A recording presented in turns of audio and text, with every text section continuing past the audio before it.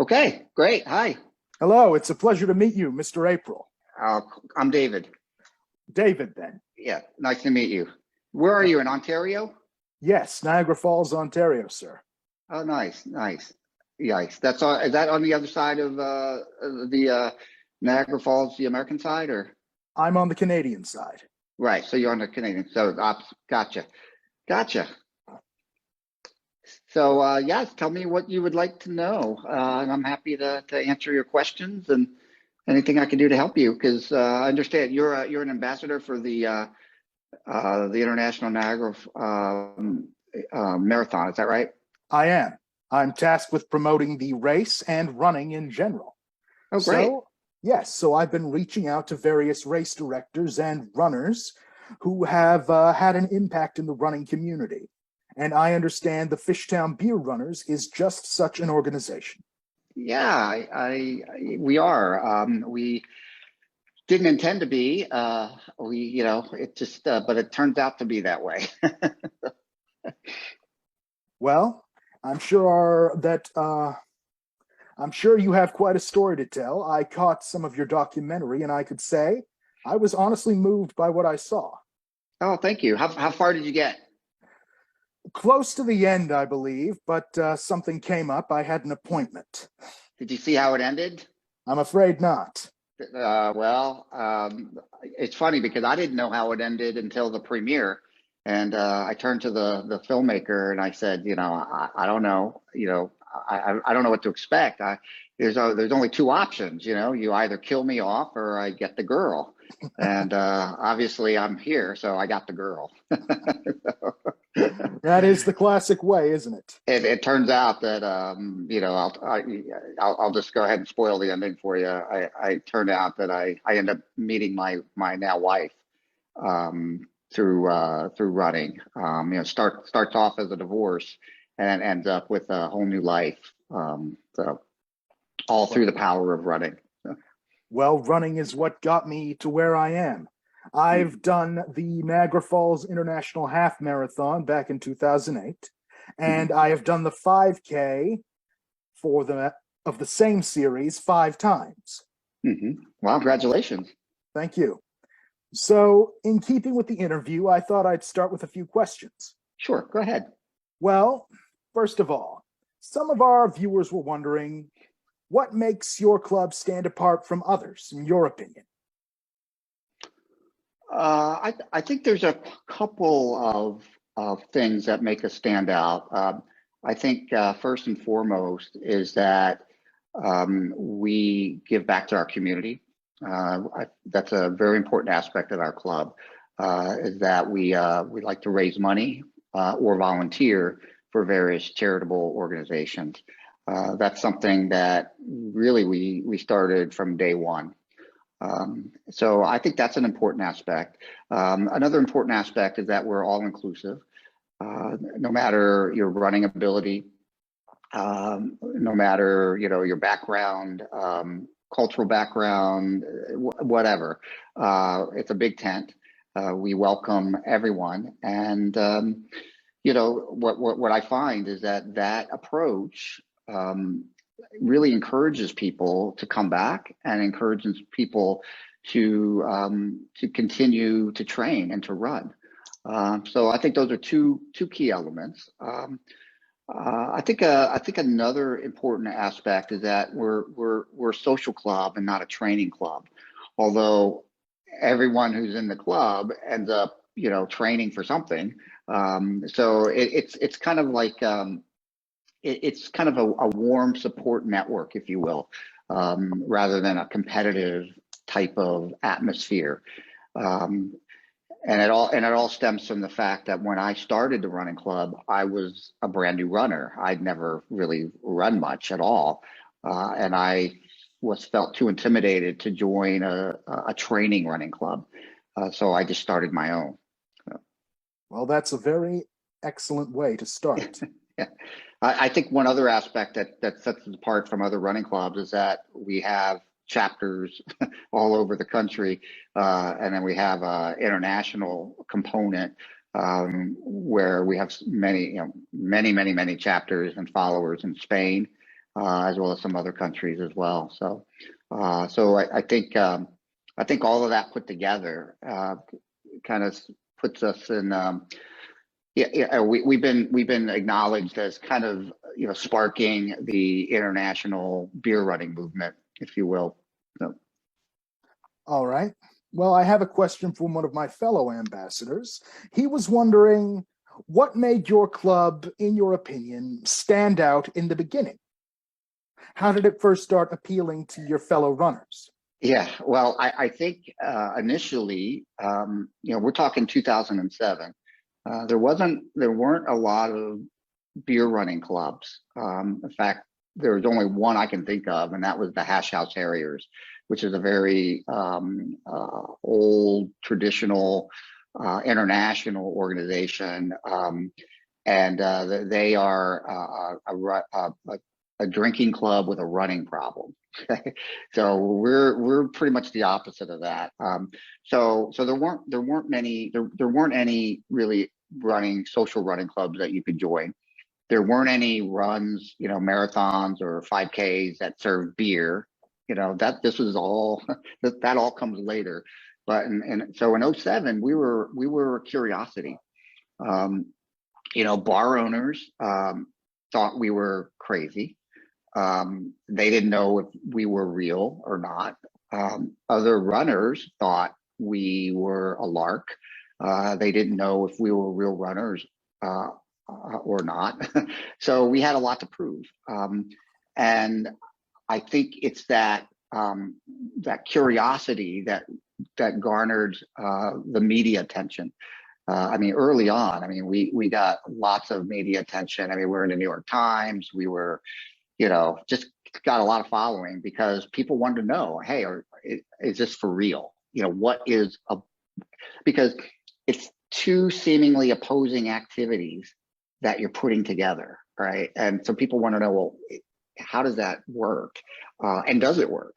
The answer is absolutely it works, because it's not really about the running, and it's not really about the drinking. It's about community, building a community, which then fosters people to push themselves further than they ever thought they could. Well, I can honestly say that's a refreshing take on a running club. Yeah, thank you. Most running clubs I've pictured in my head are more serious, but if you ask me, no sport, running or otherwise, can be approached without some element of fun. Yeah. Because if you're not... that's a good element. I forgot to mention that. We have fun, and it's I early on I wanted to make it clear that we were a running club and that we were real runners. Even though I was a novice runner, the club, the progression of the club really follows the progression of my own running. As I began to hit all these different milestones, and then it just grew organically, word of mouth, and it just got bigger and bigger and bigger. Well, that's where it all starts. Yeah, we have a chapter, by the way, in Montreal. That was our first chapter. One of our beer runners. I don't know if he's Canadian originally or not, but he moved to Montreal and started the Montreal Beer Runners. Yeah. Well, one thing I'm sure many people will be interested by is how many chapters approximately do you have? Well, worldwide, in Europe and U.S. and Canada. I think in the U.S., I think we have about 20, 22, give or take. In Spain is where really we have our international chapters. They're over I think they're over 110. And these are all very loosely affiliated. It's a very organic organization. I don't even know if I would call it an organization. It's just an organic group of people that are inspired to do the same thing, and that is to run and to encourage other people to run and then to have a beer after a run. Well, one thing I'm sure of is that you must have brought the professor a lot of acclaim. Well, it is interesting. He jokingly says to me that he must be the what is it, the yeah, he says he must be the healthiest man in the world, because every Thursday night for now it's 15 years, for 15 years, a group of people in the United States toast to him. And for the first 6 years, well, I had met him, but most of the club had not met him. So they're toasting somebody that they don't know, or didn't know. So, Well, I'd say that it doesn't take much to toast somebody who definitely has a good idea, but it's much more special when that good idea has had a positive effect on so many lives. yeah, well, thank you. It was a combination. He never envisioned running clubs. He never really envisioned, um, people applying the research that he did. And that's kind of where I came in. And that I took his research, and I just thought it was so cool. And I guess I was one of the first people to kind of question, is this real or not? And at first we did it just for fun, let's just try it and run and have a beer and see what happens. And then it just, it just, it caused me to want to run more. And I got bitten, like you and like all runners, we discover that deep down inside there's a runner inside of us just waiting to be discovered. And I discovered that runner, and I decided that this is the medium, this is the way I'm going to do it. I'm going to create my own club based on that. And I think that's the other thing. Back to your original question, what makes us different is that we had that. I mean, what other running club can say that they responsible running and drinking in the interest of science, right? So we have all these caveats, that we're running for science, we're running responsibly, and so that just made us more unique and kind of set us apart as, if you will, initially as a curiosity. Well, there are a couple more questions I have. Yeah, go ahead. Well, for one thing, the professor's research. I think one thing people have so much difficulty with when it comes to science is that so few people are actually willing to try it in a practical sense and take the next step. Do you think that, in your opinion, do you think that the professor's research is worth continuing in a deeper sense? In what way? In what way? While setting an example that not only can science be informative and also useful, but also enjoyable, because that's the best way to learn, to keep it enjoyable. Absolutely. I think you're talking about, popularizing, for lack of a better term, science, meaning making science tangible to people. And it is in so many ways that we don't even realize. You go to the doctor, that's science. And just about you drive a car, it's science. But yes, and he even says that. Doing beer research is not his thing. That's not his specialty. I mean, he is a physiologist, and he has deep, he's a sports medicine doctor. But he did not set out to test beer and exercise. It just came about as kind of a fun thing between he and his brother. But so he's well published. I mean, he's published over well, back when we did the film in 2014, I mean, he had published over 200 journal articles about his research interests, which is everything from, sports medicine to aging to obesity, all those kind of things.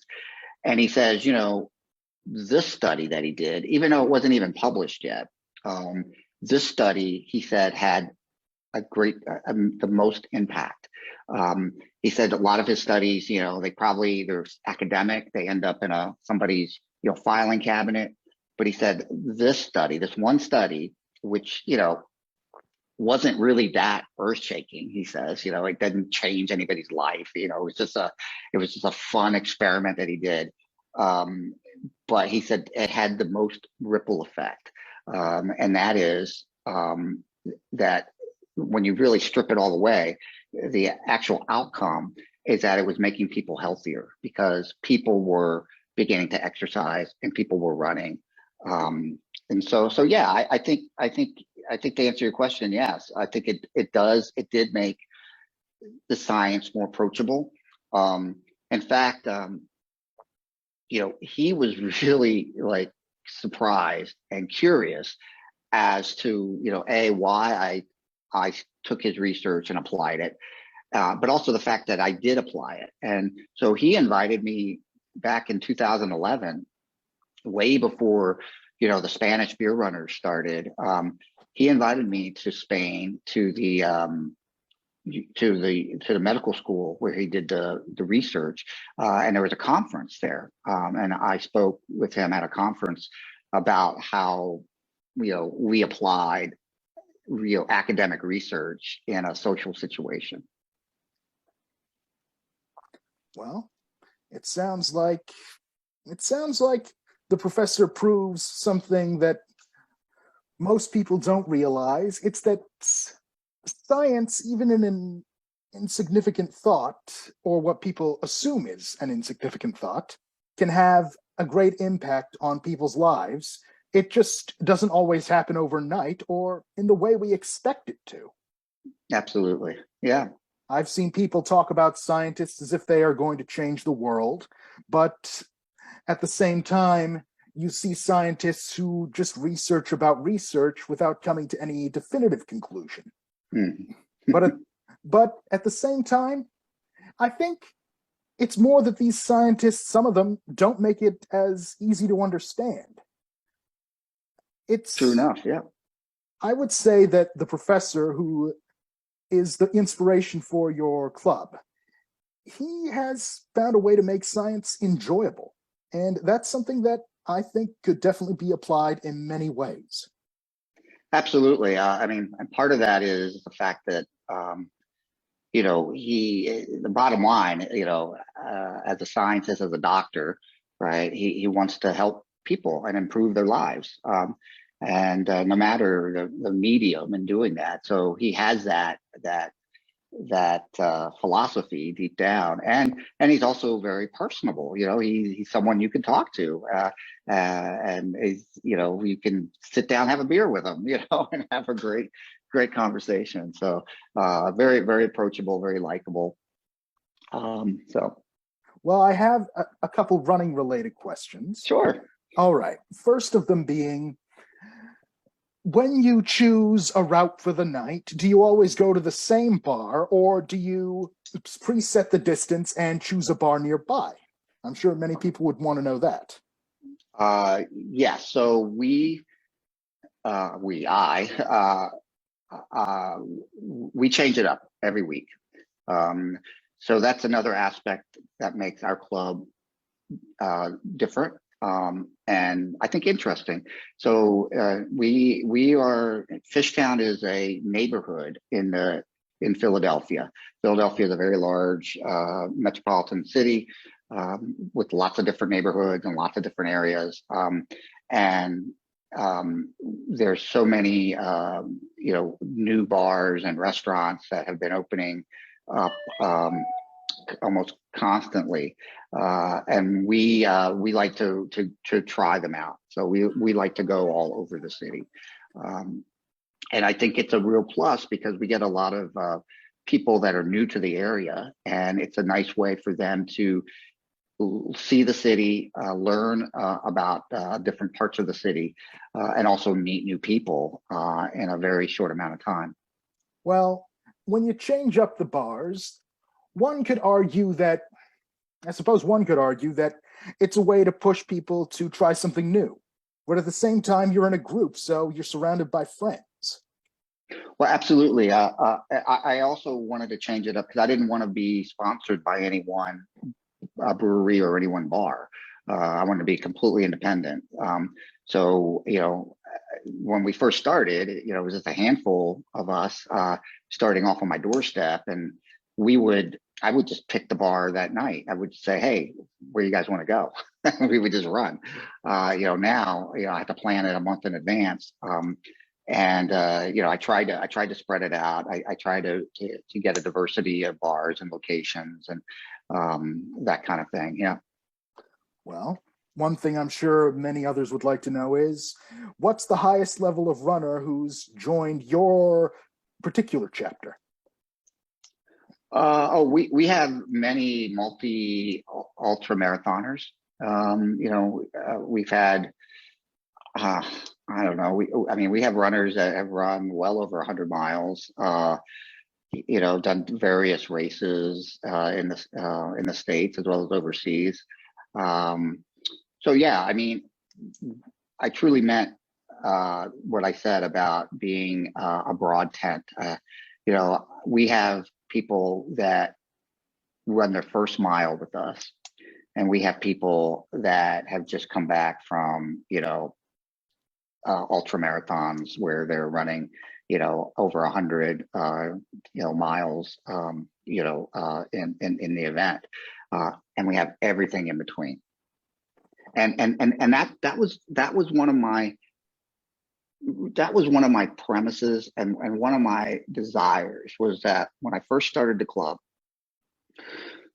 and the reason I wanted it to be a running club, not a training club, is because again, and I was a novice runner, but for a novice runner just starting off, to have a beer and then with somebody who ran a marathon, right? And they're talking about that, they're sharing that energy, and the next thing you know, the person that thinks they can't run a 5K is like thinking, oh, maybe this is possible, and you get that encouragement, and next thing you know, they're running out. They're running. Sorry. That's okay. Just my dog. Please continue. That's okay. Next thing you know, they're running outside the group. He's okay. Sorry. That's all right. What's his name? His name is Bo. Bo. Okay. So yeah. So basically, the social interaction encourages people to push themselves, and encourages them and provides kind of a support network for them to continue their training, outside of the club. Well, it sounds like your club is self-sufficient in more than a few ways, because when the runners with more experience share their stories with other members, it sounds like they inspire them to try to push their limits. But well, in a good absolutely. way. It happened with me. I said to them, I would never run a marathon. I had no desire to run a marathon. And then, my friends were like, oh, yeah, okay, yeah, no, you can do this. And then they worked on me little by little. And, 15 marathons later, it's like crazy. But the other aspect of that is I also said that, beer drinkers, people that only think they're going to come and drink beer, which no one thinks that, but initially, my thought was, if people thought that, then they're going to get here and they're going to end up exercising, right? And then the marathoners, right? There's certain types of marathoners and focused runners are, need some social outlet. So I thought I could provide both. I could provide exercise to people that wanted it, and I could provide a social outlet to people that needed it. And it didn't take long for me to realize that that was actually happening and working.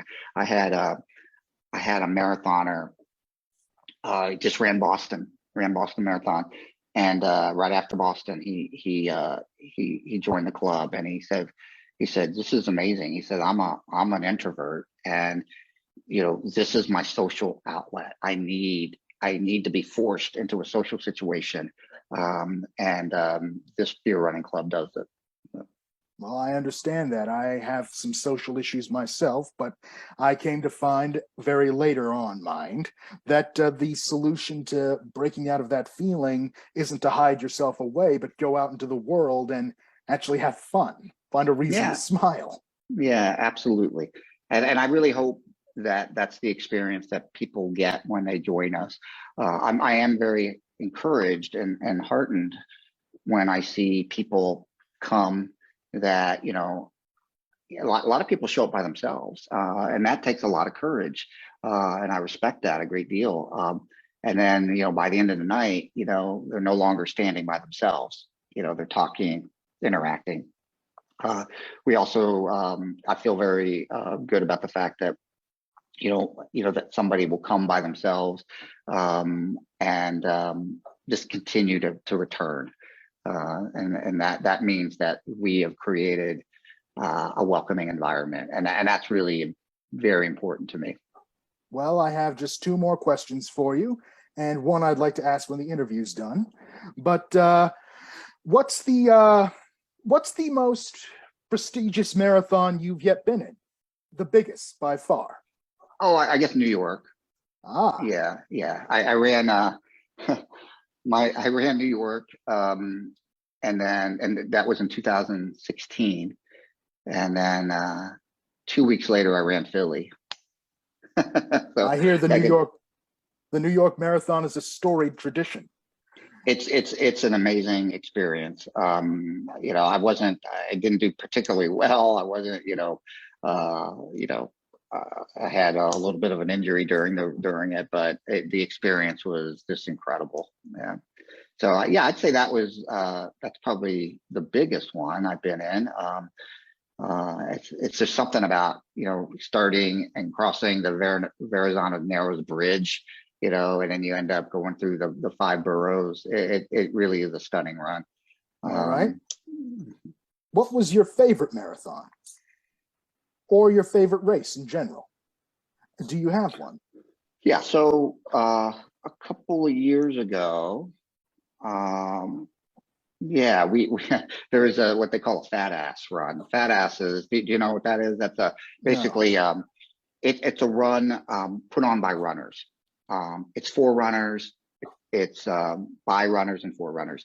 And there's no corporate sponsorship, no medals, no awards, no nothing. Right? It's just a group of people get together, they set the course, and they do it. Right? So maybe at the end you get like a tree limb or a rock or something like that. Um, this woman, Rebecca Barber, who is a Philadelphia area runner, she put together the Rocky Run. It was the Rocky Run Ultra. So it was a 50K, 31 miles. So basically the idea is that if you ever watch Rocky, especially the first Rocky, there's a montage of him running all around Philadelphia, right? But they show him like in 1 minute he'll be like on one side of the city, and then in the next instant he's all the way on the other side of the city. So we decided she decided, wouldn't it be cool if we kind of connected all the places that Rocky, is really running to, and if you connect it, it's 31 miles basically. It was the first year. I did it twice, but the first year, it was my first ultra, and we just did it in a group, and we did it just to have fun, right? We stopped, we were taking pictures. We went down the Italian market where Rocky ran, and took pictures. And that mile, I think it's 28 in the movie. He is behind Independence Hall, and he jumps a bench with all these kids running after him. So at mile, whatever that is, mile 28, 29, you have to jump a park bench, So that was probably the most fun and the furthest I'd ever run. And it's just getting out there and just enjoying, the camaraderie, enjoying the city, and doing something that is, challenging, but having your friends with you to pull you through. So yeah, so I'd say that would be it. Well, I have one last question, Sure. and it's also an invitation. You see, as an ambassador for the Niagara Marathon, I would personally be honored if you would spread the word through your club. If anyone's Sure. interested, they'd be more than welcome in any distance in this race that we have to offer. Marathon, half marathon, 10K, 5K, or if they're looking for a good weekend out, we have a wine and hike where you hike on an escarpment and finish at a winery for a lunch and wine, or a wine and bike, which is the same thing, only you visit numerous such places. Yeah. When is the marathon? The marathon is in October 23rd, 2022, and all are welcome. Sure, absolutely. You send me the link, and I'll be happy to post it on our social media and get the word out. Absolutely. Well, I owe you a great deal of thanks, sir, and I will be stopping the interview, but before you sign off. Sure.